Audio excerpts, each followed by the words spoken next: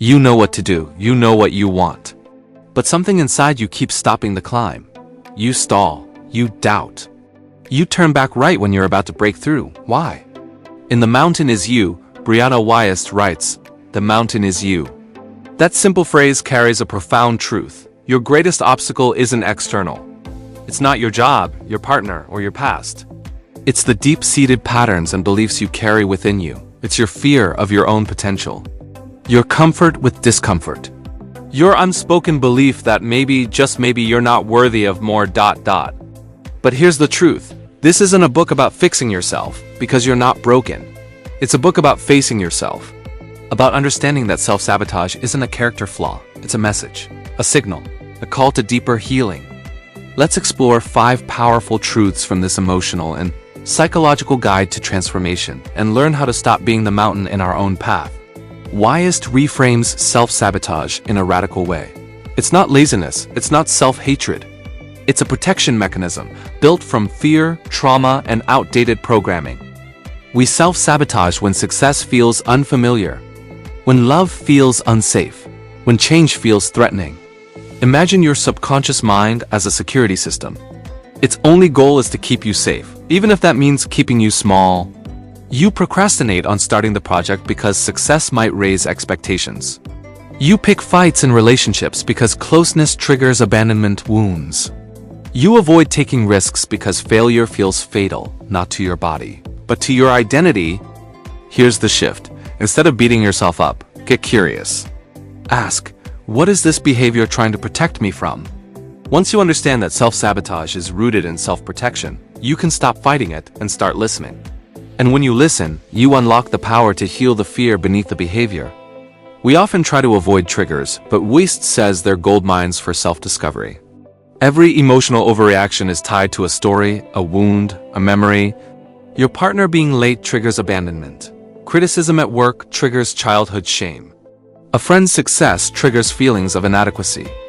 These aren't irrational reactions, they're emotionally charged echoes of unresolved experiences. Wyest invites us to pause and ask, what is this emotion trying to teach me? Where have I felt this before? What belief is this experience confirming? The healing starts when you stop blaming the present and start connecting the dots to your past. That's how you learn to respond, not react. To observe your pain, not be ruled by it. It's tempting to attack self-sabotage with productivity hacks, waking up earlier, using habit trackers, setting smart goals. But Wyest argues behavior follows identity. If you believe you're unworthy, you'll reject good things. If you believe you're always a mess, you'll unconsciously create chaos. Even positive habits can't override a toxic self-concept. This isn't about delusion. It's about expansion. You're not pretending to be someone else. You're remembering who you were before you were taught to doubt yourself. The mountain isn't a punishment, it's a path. Wyest explains that every challenge is an opportunity for emotional transmutation. What is emotional alchemy? It's the process of transforming wounds into wisdom, pain into purpose. You turn heartbreak into boundaries, rejection into resilience, shame into self-awareness. The climb isn't a straight line, it's spiraled, messy, human. And it's not about escaping your story, it's about rewriting it. You become the alchemist when you stop seeing pain as a setback and start seeing it as a sacred invitation to evolve. Your job isn't to conquer the mountain. It's to let it carve you into someone stronger, softer, wiser. Here's a truth many avoid. Growth requires grief.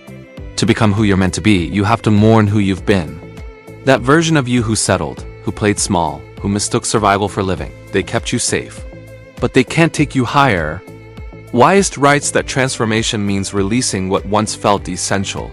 Sometimes that's a job. Sometimes it's a friendship. Sometimes it's a way of thinking. And often, it's a part of yourself you have to let go of. The comfort of dysfunction. The familiarity of fear. The illusion that pain is safer than possibility. And that's not easy. That's why so many people stay stuck, not because they can't grow, but because they're afraid to leave the known behind. But here's the paradox. When you let go of who you're not, you finally meet who you are. Wyest introduces a hard truth, but also a liberating one. You are responsible for your healing, not because you caused your pain, but because you're the only one who can change what you do with it. It's tempting to wait for someone to fix it, a mentor, a partner, a sign, but the mountain doesn't move for anyone. You climb it, or you stay beneath it. This doesn't mean blaming yourself. It means empowering yourself, owning your patterns, confronting your excuses, loving yourself enough to demand better, and it means asking, what would it look like to truly take care of myself?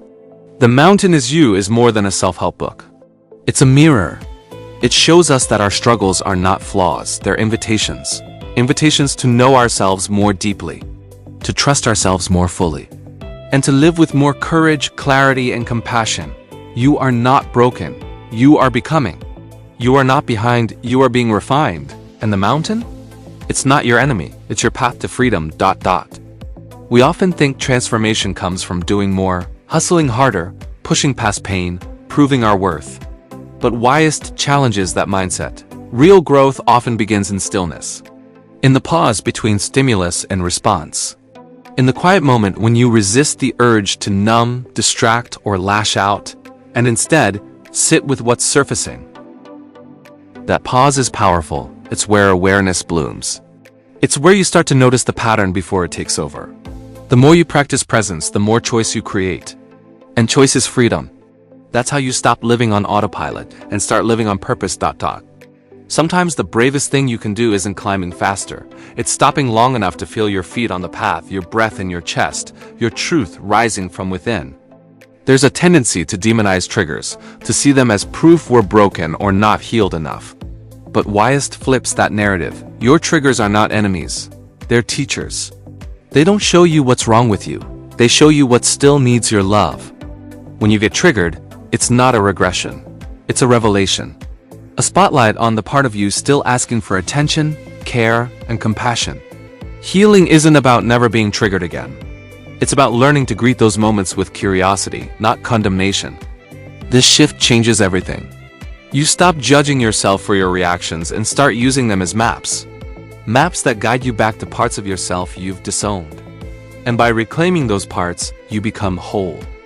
Wyest emphasizes the immense power of self-talk. The way you speak to yourself, in your mind, in moments of doubt, in the mirror, shapes your entire reality. Most self-sabotage doesn't start with action. It starts with a whisper, you can't do this. You're not enough. Why even try? But what if you changed the script?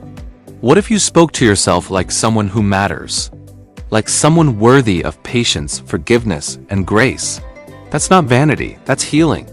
That's reparenting the wounded parts of you that learned criticism before they learned care. The mountain gets easier to climb when your inner voice becomes a companion, not a critic. It's not just about thinking positively, it's about creating a mental environment where growth can thrive. You are the mountain, you are the climber, and you have everything you need to rise. If this helped you better understand your inner world, hit subscribe. In our next episode, we'll dive into Start With Why by Simon Sinek and explore how purpose transforms the way we lead, live, and love. Until then, keep climbing. And remember, every step you take inward is a step closer to the summit.